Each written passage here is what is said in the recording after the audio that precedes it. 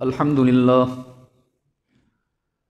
لله حمدا كثيرا كما أمر، ونشهد أن لا إله إلا الله وحده لا شريك له في الخلق والأمر، إرغاما لمن جحد به وكفر، ونشهد أن سيدنا وسندنا ومولانا محمدا عبده ورسوله. أعوذ بالله من الشيطان الرجيم، بسم الله الرحمن الرحيم.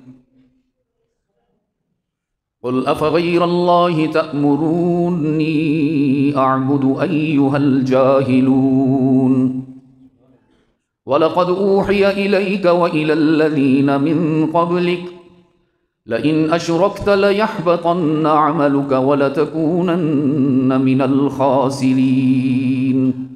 صدق الله مولانا العظيم. وقال رسول الله صلى الله عليه وسلم: لا يؤمن أحدكم حتى يكون هواه تبعا لما جئت به، وصدق رسوله النبي الأمي الكريم، ونحن على ذلك لمن الشاهدين والشاكرين، والحمد لله رب العالمین. خدا در انتظار حمد مانیست، محمد چشم بر رائے ثنا نیست.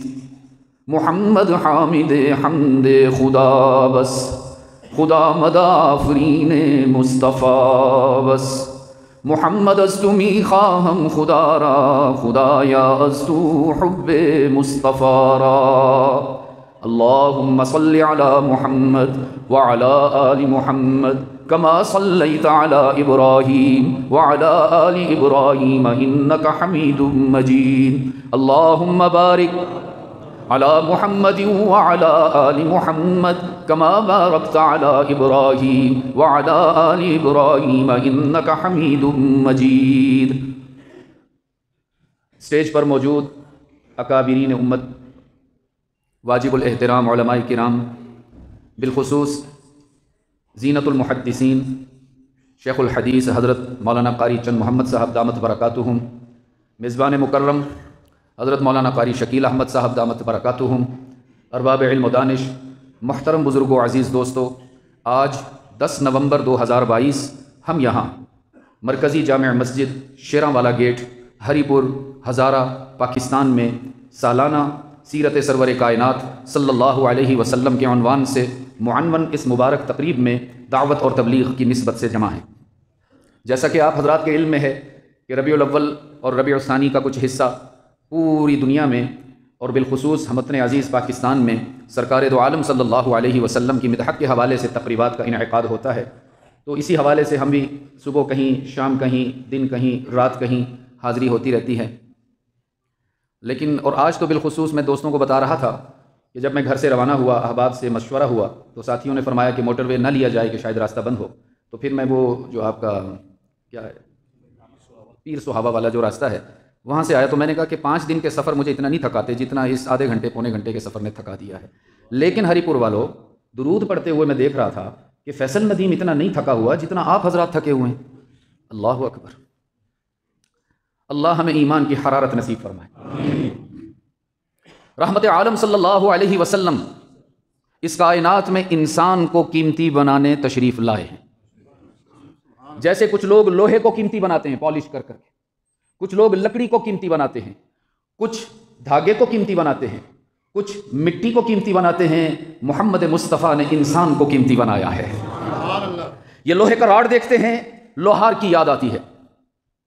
لکڑی کی الماریاں، صوفہ، کرسیاں، میز دیکھتے ہیں، نجار کی پہچان ہوتی ہے، ترخان کی پہچان ہوتی ہے. لہلہاتی ہوئی فصلیں دیکھتے ہیں، کسان یاد آتا ہے. کپڑا دیکھتے ہیں، جو لاہا یاد آتا ہے. کرنیں دیکھتے ہیں، سورج کی پہچان ہوتی ہے. چاندنی چاند پر دلالت کرتی ہے، خوشبو پھول کا پتہ بتاتی ہے. رب العزت کی جلالت کی قسم، جب ابو بکر و عمر، عثمان و علی کو دیکھتے ہیں تو محمد مصطفیٰ کی پہچان ہوتی ہے. رحمت عالم نے انسان کو قیمتی بنایا ہے. رحمت عالم نے اپنی آفاقی تعلیمات کے ذریعے بنی نوع انسان کی جہالت کو معرفت سے بدلا، ضلالت کو ہدایت سے بدلا، جہنم کو جنت سے بدلا. جو بکریاں چراتے تھے انہیں تخت و تاج کا وارث بنایا۔ امیر المؤمنین سیدنا فاروق اعظم رضی اللہ تعالی عنہ تنہائی میں آنسو بہاتے ہوئے نظر آئے۔ احباب نے پوچھا آپ کی آنکھوں میں آنسو؟ کہیں کسی جنگ سے مسلمانوں کی شکست کی خبر تو نہیں آ گئی؟